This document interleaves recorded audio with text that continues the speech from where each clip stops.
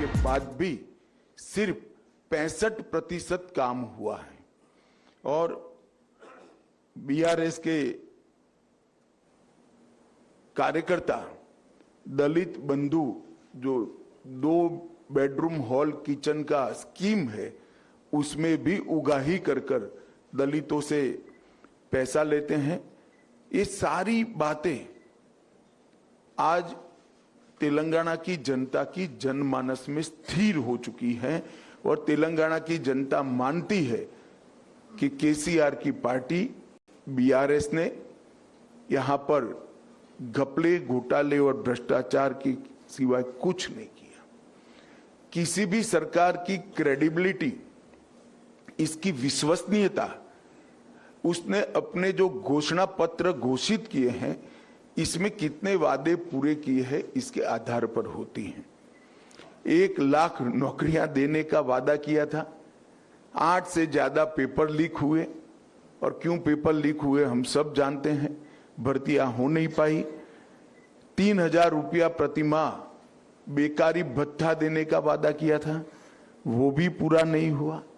40 लाख बच्चों को केजी से पीजी तक मुफ्त शिक्षा देनी थी, वो भी वादा पूरा नहीं हुआ। 7 लाख गरीबों को घर देने का वादा उन्होंने पूरा नहीं किया, मोदी जी ने इसका प्रयास किया। गरीबों का 1 लाख रुपए का लोन माफ करना था, वो भी नहीं हुआ। हर जिले में एक सुपर स्पेशलिटी अस्पताल खोलना था, वो भी नहीं हुआ है।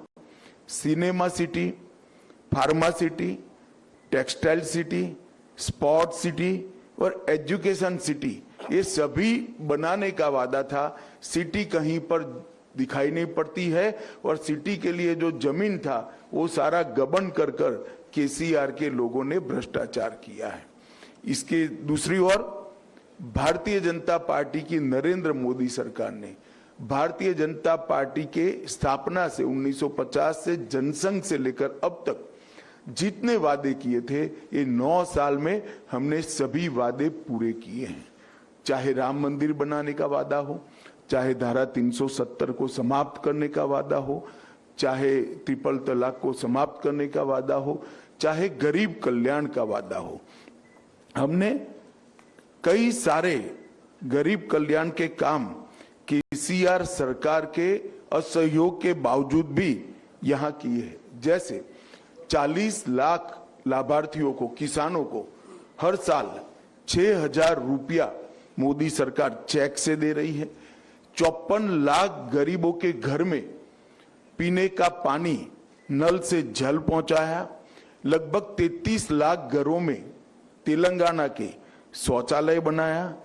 1 करोड़ 90 लाख गरीबों को हर साल 5 किलो, हर महीने 5 किलो अनाज प्रति व्यक्ति हम दे रहे हैं। 11,50,000 माताओं को उज्ज्वला का गैस का सिलेंडर दिया।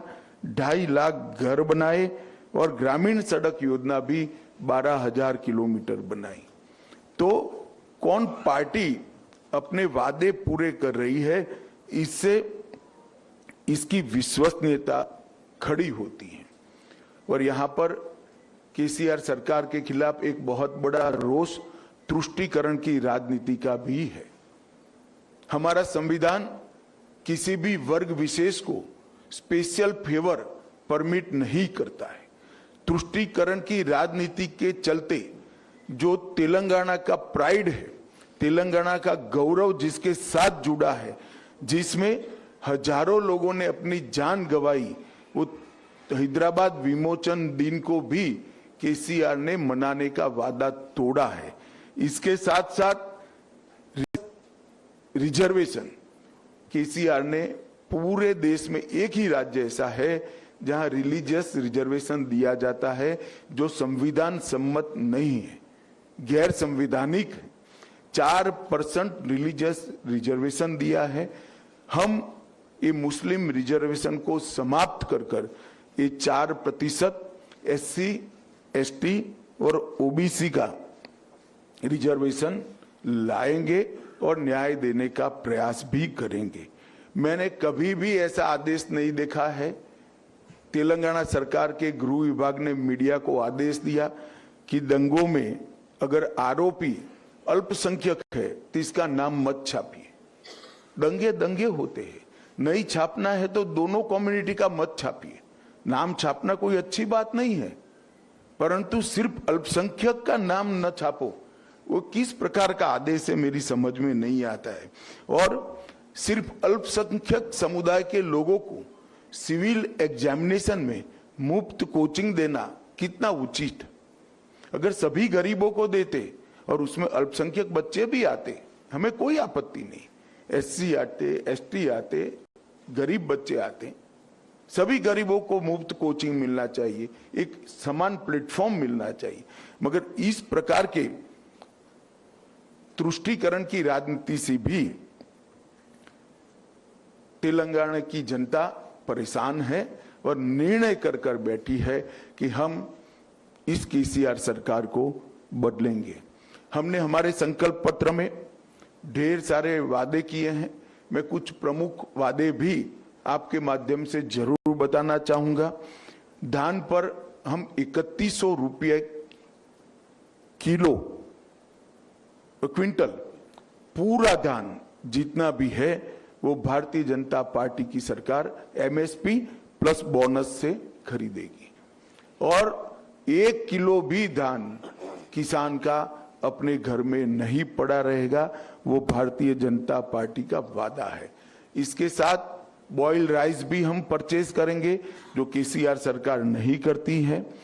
पूरे भारत में मोदी जी ने पेट्रोल और डीजल के दामों से राहत देने के लिए कस्टम ड्यूटी को कम करा था। उस वक्त जहां जहां भारतीय जनता पार्टी की सरकारें थी वहां पर हमने वेट को कम कर कर इसका मैचिंग प्राइस कर कर कम दाम से पेट्रोल और डीजल देश भर में आज मिल रहा है। परंतु जहां जहां कांग्रेस की सरकार है और तेलंगाना जहां बीआरएस की सरकार है वहां उन्होंने वेट कम नहीं किया। हमने तय किया है कि हमारी सरकार बनने के बाद पहले ही कैबिनेट में वेट को कम कर कर पेट्रोल और डीजल के बढ़े हुए दामों से तेलंगाना की जनता को मदद करेंगे। हमने तय किया है कि सभी गरीब लोगों को साल में 4 मुफ्त गैस के सिलेंडर देंगे। सभी नवजात गरीब बालिकाओं को 2 लाख रुपए का फिक्स डिपॉजिट देंगे। कॉलेज जाने वाली छात्राओं को, मेधावी छात्राओं को मुफ्त लैपटॉप देंगे। और जब राम मंदिर बन ही रहा है तब सभी वरिष्ठों को बारी बारी से राम मंदिर और काशी की यात्रा भी भारतीय जनता पार्टी की सरकार कराएगी। मित्रों, कांग्रेस पार्टी ये सालों से तेलंगाना विरोधी पार्टी रही है। तेलंगाना के लंबे किसी ने सप्रेस करने का काम किया तो कांग्रेस पार्टी ने किया। पहले भी जब संयुक्त आंध्र प्रदेश था तब भी श्री अंजय्या का सार्वजनिक अपमान आज भी तेलंगाना की जनता भूल नहीं सकती। नरसिम्हा राव जी को जिस तरह से अपमानित किया वो भी तेलंगाना की जनता आज भी नहीं भूल सकती। और तेलंगाना आंदोलन में 2009 में अलग तेलंगाना का वादा करने के बाद भी न देने के कारण कम से कम 15 युवाओं ने अपनी जान गंवाई। जब तेलंगाना की जनता बीआरएस को, टीआरएस को बदलना चाहती है, मैं तेलंगाना की जनता को स्पष्ट रूप से बताना चाहता हूं कि आप ओवैसी को वोट दोगे तो भी वो बीआरएस के पास जाने वाला है, आप कांग्रेस को वोट दोगे तो भी वो केसीआर के साथ जाना है। ये ट्रैक रिकॉर्ड है। जब जब विधायक चुनकर आए, तुष्टीकरण की राजनीति के कारण उन्होंने टीआरएस का, बीआरएस का समर्थन किया और कांग्रेस के जितने विधायक चुनकर आए गत 2 चुनाव में सारे के सारे बाद में टीआरएस में शामिल हो गए। इसका मतलब है कि आपका वोट जो राज्य में सत्ता परिवर्तन के लिए है वो निश्चित रूप से जाया जाएगा अगर वो वोट कांग्रेस में जाता है। अगर यहां परिवर्तन करना है तो मोदी जी के नेतृत्व में केवल और केवल भारतीय जनता पार्टी ही परिवर्तन कर सकती है और कोई पार्टी नहीं कर सकती। और ये तीनों पार्टियों के बीच में एक और साम्यता है, परिवारवाद की। ये 2G, 3G और 4G पार्टियां हैं। आप 2G, 3G, 4G से करप्शन के बारे में नहीं कह रहा। केसीआर की पार्टी 2G पार्टी है, केसीआर और केटीआर। ओवैसी की पार्टी 3G पार्टी है, 3 पीढ़ियों से परिवार में ही नेतृत्व रहा है।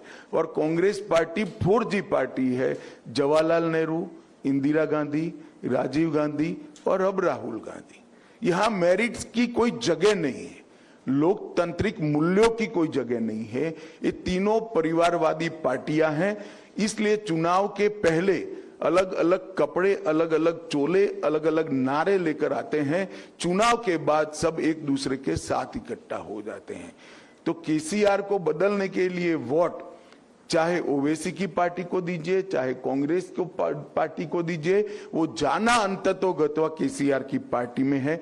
अगर आप भारतीय जनता पार्टी को मौका देते हैं तो हम तेलंगाना के आंदोलनों के सभी शहीदों का स्वप्न पूरा करने का काम भारतीय जनता पार्टी करेंगी। विगत 9 साल में मोदी जी ने तेलंगाना के विकास के लिए ढेर सारे काम किए हैं। 10 साल में 2004 से 14 कांग्रेस पार्टी ने संयुक्त आंध्र प्रदेश को डिवोल्यूशन और ग्रांट इन एड के 2 लाख करोड़ रुपया दिया था। मैं आज कांग्रेस के नेतृत्व को सवाल पूछना चाहता हूं, इसका जवाब दें। 10 साल तक केंद्र में सोनिया मनमोहन की सरकार थी, इन्होंने 2 लाख करोड़ रुपया संयुक्त आंध्र प्रदेश को दिया।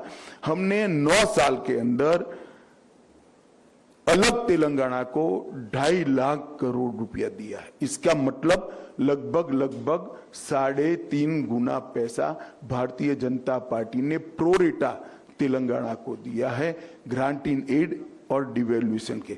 इसके अलावे 2.5 लाख करोड़ रुपया अलग अलग योजनाओं में दिया है। राष्ट्रीय राजमार्ग का निर्माण हो 9 वर्ष में लगभग डबल किया है हमने। इसके साथ railways, Vande Bharat express train 1 शुरू हो चुकी है, 3 शुरू होने जा रही है। 1200 करोड़ से ज्यादा हैदराबाद मेट्रो के लिए दिया है। 8000 करोड़ से ज्यादा हैदराबाद और बेगमपेट हवाई अड्डे के विकास के लिए दिया है। और मोदी जी ने अभी 900 करोड़ रुपया समक्का सरक्का सेंट्रल ट्राइबल यूनिवर्सिटी के लिए दिया।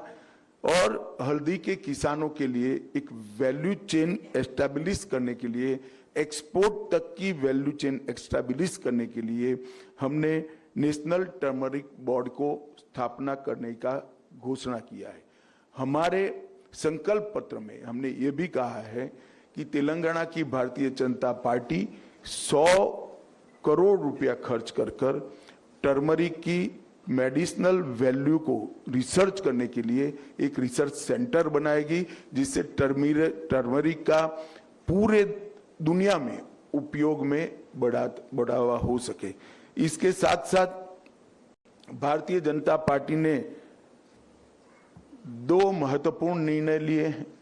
माड़ीगा समाज को जो वर्षों से अन्याय हो रहा है, तो हमने तय किया है कि SC रिजर्वेशन में माड़ीगा समाज को हम वर्टिकल कोटा देकर उनको प्रोरेटा सीटें मिले, उस दिशा में हम आगे बढ़ेंगे।